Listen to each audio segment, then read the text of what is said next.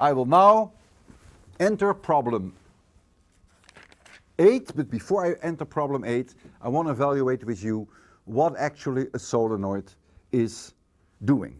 And I hope I will convince you with 2 problems that I will do in a row, that you should never abandon Faraday's law, never amend it. It's unwise, it's unnecessary, it is risky, and it only leads to wrong and incorrect answers. It may work once in a blue moon because you happen to know the answer, but it is conceptually completely the wrong way to think. Whenever you have a non-conservative field, Kirchhoff's law does not hold. The one that says that the integral of E dot dl, closed loop integral, is 0, does not hold. Let's first evaluate how a solenoid works, because we're going to need that. Suppose we have some resistor here, and we had some battery here, and this solenoid had a length L. So this is a solenoid. It has N windings, and let us assume that these are circular, close to circular windings, which have surface area pi r squared. The first question that I want to answer is, what is the magnetic field inside the solenoid? There will be a current flowing which will change with time, because this solenoid has the ability to influence the increase in current. In this case, when I throw a switch, the current will increase. The solenoid will try to hold that down. We call that Lenz's law. But at any moment in time that I have a current IT flowing in this circuit through the solenoid, let's assume that my B field is pointing upwards. Depends on the helicity of the coil. And let's assume that the B field is only finite and constant inside the solenoid, 0 outside here, 0 outside there, and even 0 outside there, which is a little bit of an approximation. So we only assume that the B field is inside. I now forget for the time being Faraday's law. I'm going to calculate the B field inside, and for that I choose Ampere's law. This side y, this also y, and the length here is very large. If there is any magnetic field here, it would be perpendicular to the side. Certainly inside the solenoid it's perpendicular to the side, and so the dot product B dot dl would vanish. So I have the closed loop integral of B dot dl equals mu 0 times I through. There is no displacement current if I choose this as my flat surface. There's no changing electric field going through this surface. The B field is only defined inside the solenoid. B dot dl right here is 0. There is no B field outside. At least if I choose this far enough away, the B field here will be 0. And if there is any B field here, it will be perpendicular, so I can ignore that. So what do I get when I make this closed loop integral going around clockwise in the direction of B? I find that B times y equal mu 0 times I. But now this is a soap film, flat soap film, and the current penetrates several times through this soap film. How many times does it penetrate through the soap film? Y divided by L times N. This is the number of times that it pokes through. I have to take that into account in Ampere's law. I lose my y, and I find a result that you have seen before, that the magnetic field in a solenoid equals mu 0 times I times N divided by L. And notice it's independent of the cross-sectional area of the solenoid, little r, and it is also independent of y. It better be independent of y, because Maxwell couldn't care less about how long you choose this. So far so good. We now have the magnetic field inside the solenoid. Now I want to calculate, in anticipation of Faraday's law, a closed loop integral E dot dl I know I'm going to need, sooner or later, when I deal with solenoids, this term, d dt times b dot dA. I will ram it down your throat once more. This is a closed loop. And this is an open surface attached to that loop. Now, if you look at this circuit, then the closed loop that I will choose is the loop that goes through the wires. I crawl inside the wire of the self-inductance. I come out here, I go through here, and I enter up here. That is my closed loop. That is my closed loop integral E dot dl, and I always go around in the direction of the current.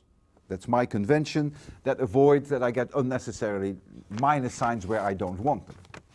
But now you have to choose a surface which is attached to this closed loop, and that is very hard to imagine. And the way I normally do this when I lecture 802, I dip this whole circuit in soap. And when I dip this in soap, you get a soap film here, but you get a very peculiar staircase soap film in the solenoid. The solenoid, the surface of the soap film is like the surface of the staircase of a spiral staircase that goes up. I have a soap film here, a soap film there, and the soap film rotates around, keep going up and up and up and up and up, not unlike this situation here. Not unlike that.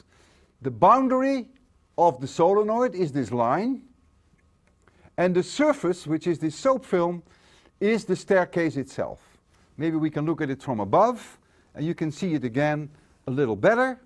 It is a very hard to understand surface, but what counts is, and what is important, that the magnetic field pokes n times through this staircase surface, and therefore when I calculate this term, the magnetic field, which I will ignore here, I will assume that even though there is a current flowing here, that the magnetic flux going through this film is almost negligible, but here it's very strong, the magnetic field. I now have to take into account that this magnetic field goes n times through this open surface.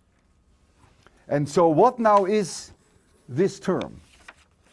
Well, the integral of b dot dA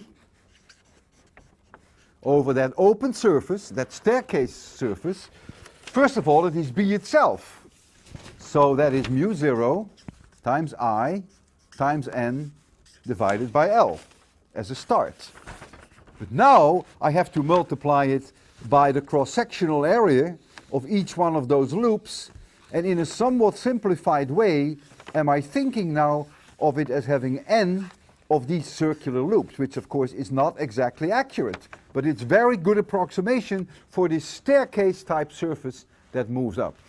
So now I must multiply it by n, so I get an n square here, and I now have the current I through, which pokes through n times. And here is my pi r squared. I already had the I, sorry. This is b. I must multiply b by n, that gives me a b squared, and I must multiply it by the area, which is pi r squared. There is no extra I here.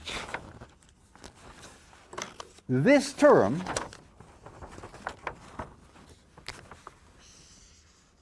is called the self-inductance. It's just a name. It's purely geometry. It is nothing else. So this is simply called L times I. And it is no surprise that L is proportional to n squared. One n comes in when you calculate the magnetic field. That's proportional with n. And the other n comes in when you recognize that the current pokes n times through that surface. Okay, and so this is the magnetic flux going through my open surface. And if you ever need the time derivative, well, then you would get L di dt. And of course you have here this minus sign. If your solenoid were a toroidal system with radius r0, then this L simply became 2 pi r0. And if you look at page 976 of your book, that's exactly what you find for a toroidal surface.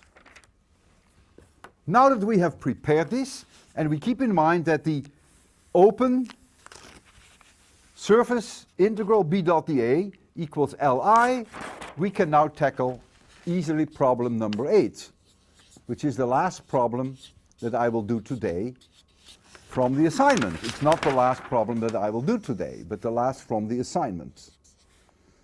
Plus, minus, a switch S1,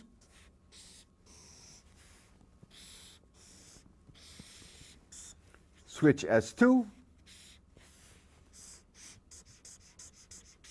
resistance R, this point is called A, this point is called B, self-inductance, which we now understand, we call a solenoid a self-inductance. The R was 400 ohms, and the L had an SI value of 0.2, which is in units of Henry. I close S1. The current will increase through this circuit, nothing through here. L will oppose the current, but ultimately L can no longer fight the current, and there is going to be a current flowing through here. And E, which is the EMF of the battery, through Ohm's law equals IR. And so I, you can easily calculate, equals 0.3 amperes. At that moment, I close S1 and I open S2, and let's assume I can do that at one and the same time. So my circuit now looks rather different. I now have a circuit that looks like so. R, L, 400, 0.2, and I have at one particular moment in time, and the current changes with time, the current will decrease in time, I of t. There is an electric field only in the resistor. There is no electric field in the self-inductance. The self-inductance is made of superconducting wire, no electric field in here. We call this point A, we call this point B, and we call this point C. And at time t equals 0, we have 0.3 amperes. L is opposing the decay of the current. Of course it will decay because there is heat dissipation in the resistor, but L has the ability to oppose that. It slows the decay down.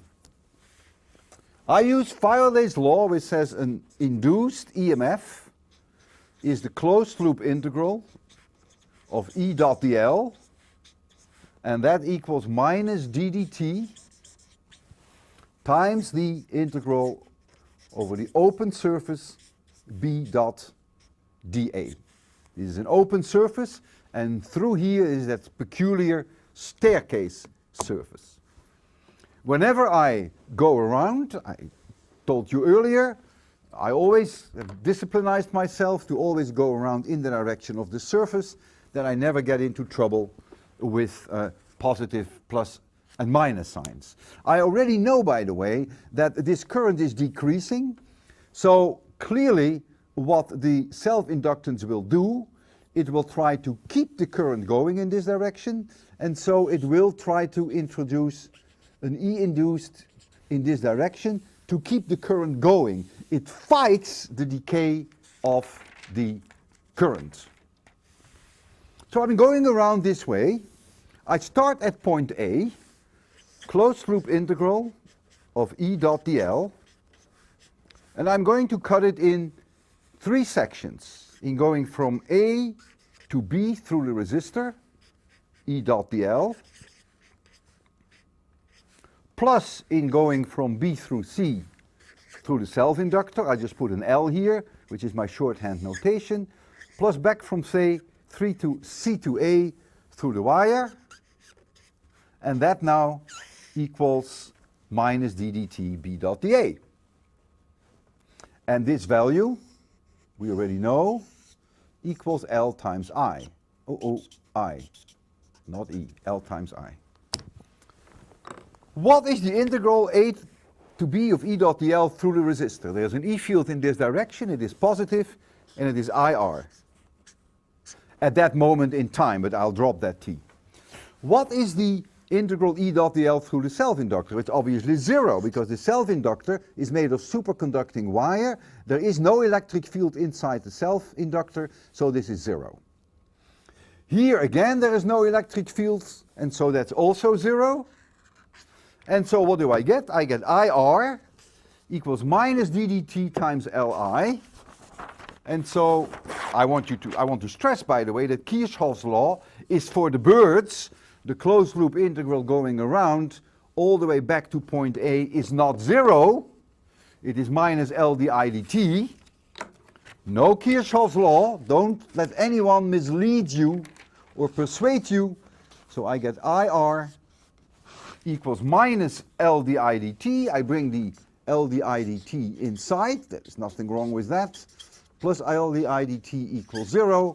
And I get as a solution, you shouldn't have too many difficulties find this, a decaying E field, and it decays in the following fashion with a decay time tau, which is L over R, which in our case equals 5 times 10 to the minus 4 seconds.